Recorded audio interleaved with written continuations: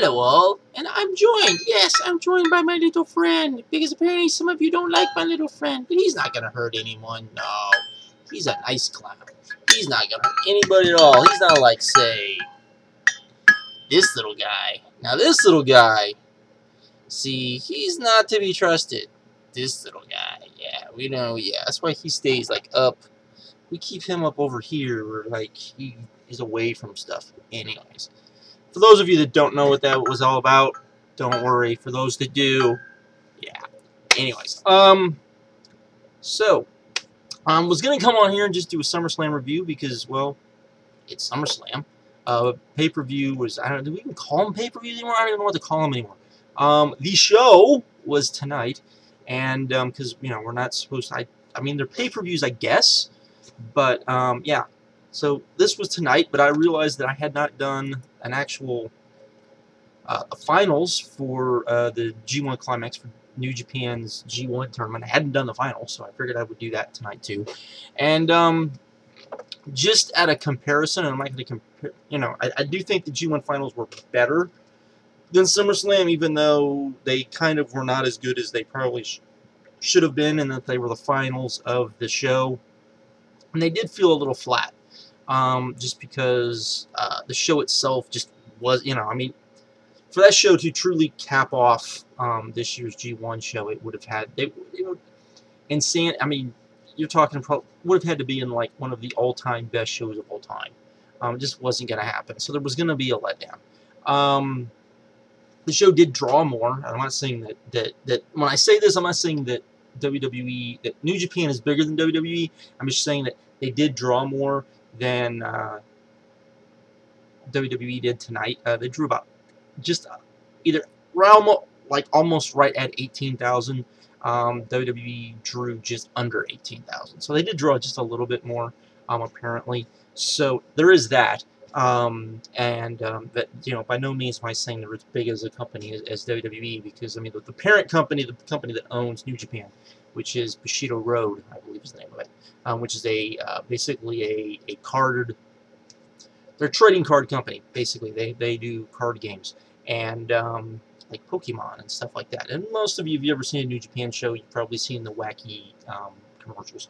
But you know, I don't even think that company is as big as WWE. So there you go, just to put it in perspective. But the G1 Climax show was great, but not as great as it should have been. So it doesn't.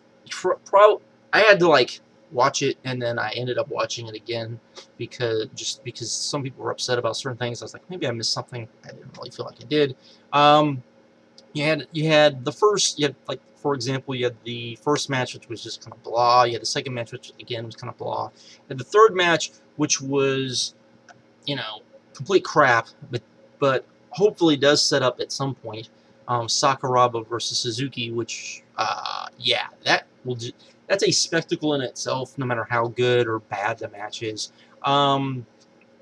You had Adam Cole and Mike Bennett and Maria, and basically it was Maria with her two guys taking on Jushin Liger and Captain New Japan, which was a fun little match. When people were really upset that Michael Bennett was going to be on the show, and I was kind of like, they're not bringing over Michael Bennett. They're bringing over Maria, who happens to be with Michael Bennett, and Michael Bennett basically wrestles for Maria.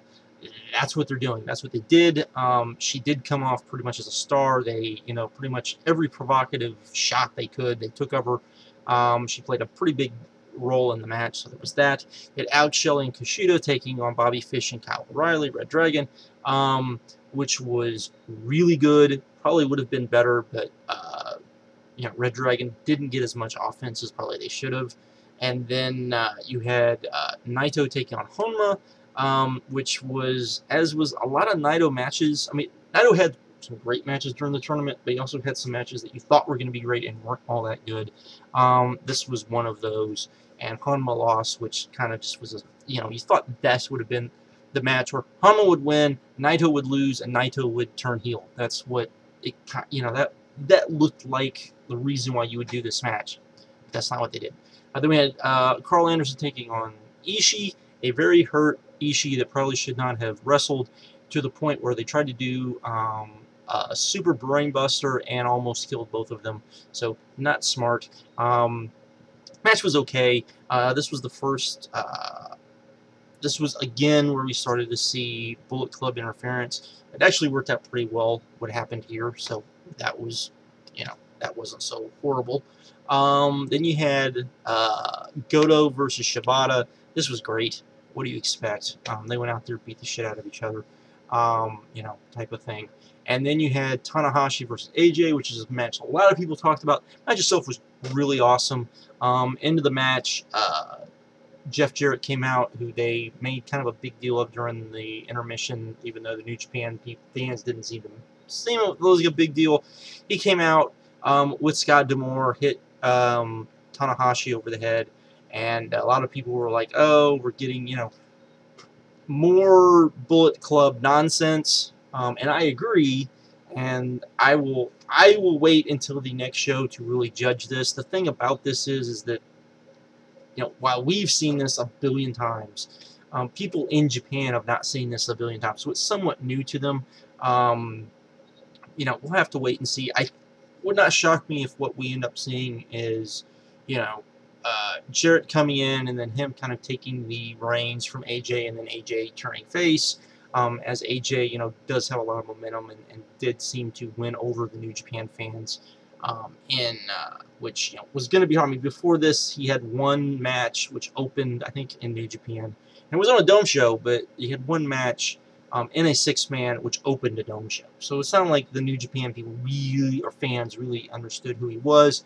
Then you had the main event, which was for the shot at the title at the Tokyo Dome. Okada versus Nakamura. This was freaking awesome. This was every bit as one of the best matches during the tournament. Well worth the, tournament itself. Was a great tournament final itself, and really helped make this show a really great show. So I would recommend everybody going out and seeing that if you wish. Then we had SummerSlam, and Cena and Brock, they did a really good job with, I thought, building up. Same thing with Brie and Stephanie. I thought even though I didn't give two shits about it, and then you had the stupid let's do Miss Lynch and WWE storyline, which they seemingly dropped tonight, was just stupid. Stupid stuff. But the show itself I thought was really good. I didn't enjoy it as much as others did. I thought there was nothing really bad on the show. To be honest, it was and the main event was what the main event was, which was a very spectacular main event. Wrestling wise, maybe not so much, but it probably leads up to some money stuff down the line. It's one of kind of those main events. But anyways, the pre-show, the show that was on the pre-show, which I don't even know if it aired off the network. I don't know why they do these pre-shows if they're not going to not be on the network. But it was Rob Van Dam versus Cesaro, which was a good match. They did the end of the match was pretty spectacular, though Cesaro losing kind of was weird. But anyways, then you had the Miz versus Dolph Ziggler. This was much better than I thought it was going to be. Dolph Ziggler was doing his stuff. There was a lot of just really cool. At the end, there was Dolph Ziggler went for the Famouser, and Miz blocked it or something into the smashing the skull crushing finale, which was a really cool spot. But the match itself was good. Then you had AJ Lee versus Paige, which didn't get enough time. Still okay, but they, if they got more time, it would probably been really, really good. Then you had Jack Swagger versus Rusev, which was so much better than I think anyone probably thought it was going to be. I really liked it. I thought it was. I know some people apparently thought it was boring. I didn't think it was boring at all. I thought it was pretty good. So there you go. Then we had Dean Ambrose versus Seth Rollins. Yes, the gimmick did get in the way, and yet the gimmick ended up helping. If you didn't have the snooze fest at the end that they had at this, match probably would have been pretty damn great, but that's not what we got. And eventually, hopefully, we just get these two by themselves, and it will probably be a goddamn great match. So there you go. Then we had Chris Jericho versus Bray Wyatt. I really liked this. I thought this was pretty damn good. Just enjoyed it. Then we had Brie Bella versus Stephanie McMahon. This went on, in my opinion, went on too long, particularly the fact that because you got a crap finish at the end, it was kind of like, you know, why go into a long match, particularly with Stephanie McMahon, who they, you know, were like, okay, well, she's really a wrestler and she's every bit as good as any of the divas. That's just, that annoys the crap out of me.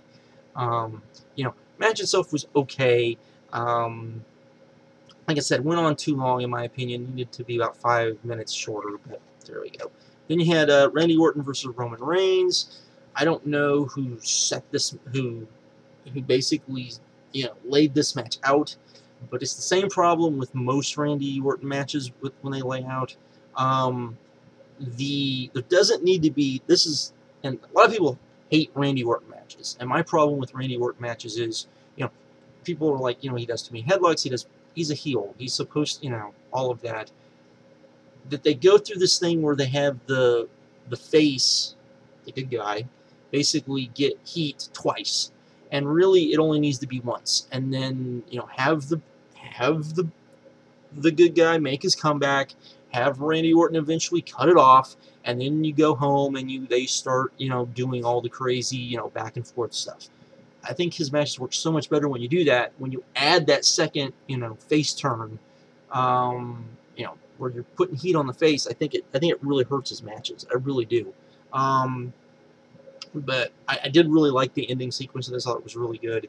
And, you know, there you go. And we had John Cena versus Brock Lesnar.